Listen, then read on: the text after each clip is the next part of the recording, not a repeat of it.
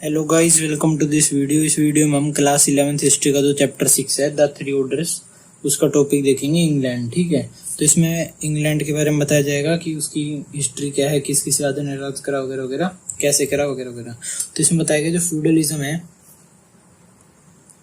अब फ्यूडलिज्म जो German tribes का कंसेप्ट था वो पहले पूरे यूरोप में फैला और आखिरी में जाके इंग्लैंड जो थोड़े बहुत समुंदर से दूर होके, मतलब थोड़ी बहुत सी से दूर हो गए, यूरोप से सी से सेपरेटेड था इंग्लैंड, तो वहां पे भी फैल ही गया, मतलब 11th सेंचुरी के आसपास तक। तो 11th सेंचुरी में जो इंग्लैंड है वहां पे भी फ्यूडलिज्म फैल गया। जर्मन ट्राइब्स थी वो भी आ गई इंग्लैंड में, उन्होंने भी इंग्लैंड पे कब्जा कर लिया। सेंट्रल यूरोप यानी कि जो जर्मनी वगैरह के एरिया है, जर्मनी फ्रांस, इधर से आई जर्मनिक ट्राइब्स और उन्होंने कब्जा कर लिया इंग्लैंड पे। और फिर जर्मन ट्राइब्स का नाम था Angles and Saxons. Angles and Saxons, ये दो नाम थे जर्मन ट्राइब्स के। और फिर इसके बाद बताया गया है ये सेटल हुए थे 6th सेंचुरी के आसपास, 6th सेंचुरी के आसपास, 6th सेंचुरी सी। और फिर बताया गया अब क्योंकि एंगल्स रहते थे इधर, तो इसे बोला जाता था एंगल लैंड।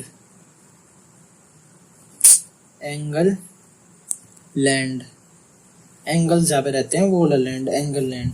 तो जो इंग्लैंड है वो इसी की एक वेरिएंट है। वेरिएंट यानी कि किसी चीज को हम बोलते बोलते खराब नहीं बोलने लग जाते, जैसे कि जो इंडिया में मिस प्रोनाउंसिएशन कह सकते हो तुम, तो एंगलैंड जो है उसकी मिस प्रोनाउंसिएशन बन गई इंग्लैंड, जिसे फिर बाद में सब लोग जानने लग गए। ठीक है, जैसे कि जो मुगल्स थे इंडिया में, उनका नाम मुगल्स थोड़ी था, उनका नाम तो मंगोल्स था, लेकिन इंडिया वालों को मंगोल्स बोलना नहीं आ रहा था तो उन्होंने मुगल्स बोलने लग गया और उसका नाम मुगल्स पड़ गया। ठीक है, तो ऐसे ही एंगल लैंड था, उसे बोलना नहीं आया तो यूरोप वालों ने इंग्लैंड इंग्लैंड करके बोलना शुरू कर दिया और उसका नाम इंग्लैंड पड़ गया। ठीक है, बताया गया फिर 11th सेंचुरी जो थी, 11th सेंचुरी में एक राजा था फ्रांस में, राजा नहीं ड्यूक, फ्रांस में एक ड्यूक था। ड्यूक यानी कि कोई भी नोबिलिटी का बंदा, छोटा मोटा राजा या लॉर्ड समझ लो तुम, लॉर्ड समझ लो तुम। तो जो ड्यूक था कहाँ का, नॉर्मैंडी प्रोविंस का। नॉर्मैंडी, नॉर्मैंडी एक जगह है फ्रांस में, तो उस नॉर्मैंडी का जो लॉर्ड था, ड्यूक था, वो फ्रांस से चला गया इंग्लैंड में। अब फ्रांस और इंग्लैंड आपको पता होगा, जैसे ये फ्रांस है तो इंग्लैंड यहाँ पे है, कुछ ऐसा सा, ये हमारे इंग्लैंड है, तो बीच में आती है इंग्लिश चैनल, ये सी को बोला गया है इंग्लिश चैनल। तो यहाँ से अपनी नाव वगैरह में भाई 100-200 नाव लेके गया, अपनी सारी आर्मी को बिठा के लेके गया और फिर चला गया इधर इंग्लैंड में, और फिर इंग्लैंड में जाके हमला बोल दिया और फिर वहाँ का राजा बन गया। ठीक है, तो इंग्लैंड पे जाके अटैक कर दिया और फिर वहाँ का रूलर बन गया। कौन बना, ड्यूक बना, कहाँ का, नॉर्मैंडी का, जिसका नाम था, क्या था नेम था जिसका, विलियम। तो विलियम जो ड्यूक था वो इंग्लैंड का राजा बन गया उधर जाके।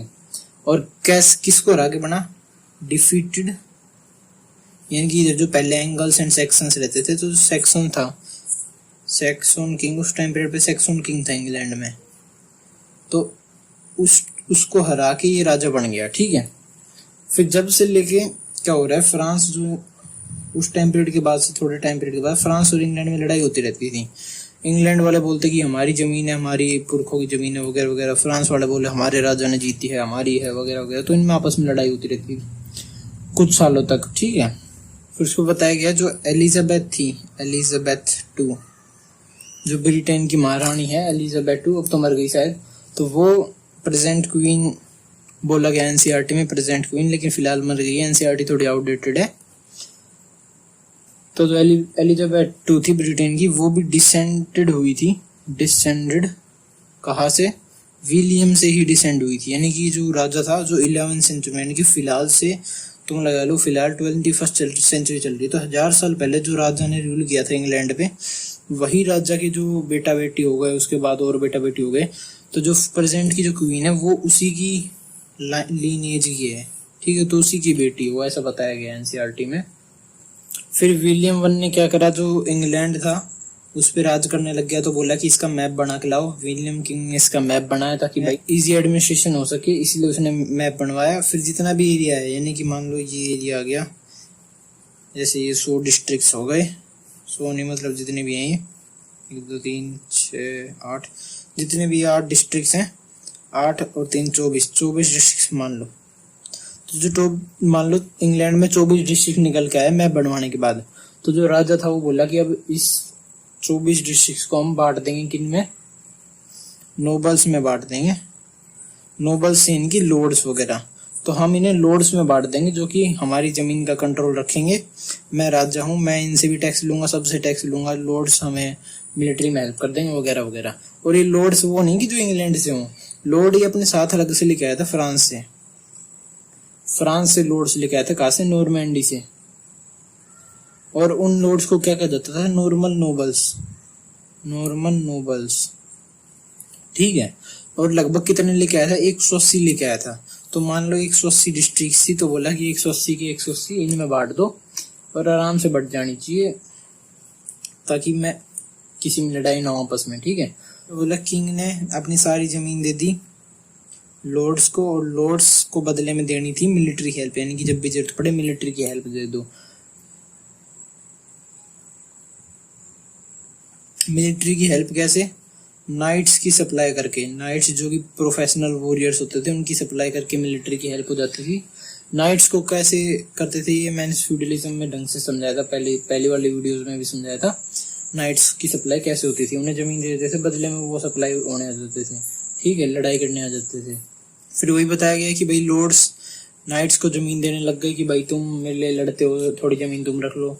फिर यही सिस्टम फ्यूडलिज्म में और चल गया, और नाइट्स भी इसमें एक सिस्टम बना लिया कि भाई पहले किंग है, फिर लॉर्ड्स है, फिर नाइट्स है। किंग ने थोड़ी जमीन लॉर्ड्स को दी, लॉर्ड्स ने थोड़ी जमीन नाइट्स को दी, नाइट्स ने बदले में फाइट करी और लॉर्ड्स ने इन्हीं फाइटर्स को किंग के लिए भेज दिया। तो ये सिस्टम चल गया बढ़िया सा, और 11वीं सेंचुरी तक बिल्कुल एस्टेब्लिश हो गया, ठीक है। उसके बाद एक और लॉ बनाया कि भाई जो इंग्लैंड का राजा है, किंग, उसने एक लॉ बनाया कि जो लॉर्ड्स हैं, अब उनके पास इतने सारे नाइट्स हैं, तब कल को ऐसा हुआ कि भाई ये एक लॉर्ड है, ये दूसरा लॉर्ड है, इन्होंने आपस में लड़ाई कर दी, भाई लाखों लोग मर गए, सारे नाइट्स मर गए, मान लो कि एक तरफ के सारे नाइट्स मर गए, तो किंग का तो हो गया नुकसान। तो किंग ने सोचा कि ऐसे नुकसान से बचना पड़ेगा, बिना बात हमारे एरिया वगैरह कम होगा। तो उसने बोला कि लॉर्ड्स तुम आपस में फाइट नहीं करोगे, और फाइट प्राइवेट वॉर्स नहीं कर सकते तुम, यानी कि तुम इन नाइट्स को ले गए कहीं बाहर दूसरे देश में, इन नाइट्स से वॉर करवा दिया तुमने, तुम जीत गए और तुम उधर जाके राजा बन गए। तो इस चीज को किंग ने मना कर दिया कि ये जो नाइट्स हैं इनका यूज सिर्फ मेरे लिए होगा और सिर्फ मेरे पास भेजा जाएगा इनको, ठीक है। तो ये बात बोली उसने। और फिर जो थर्ड ऑर्डर बना वो किन से बना, वो मैंने बताया था एंग्लो सेक्शंस जो लोग रहते थे, एंगल्स एंड सेक्शंस।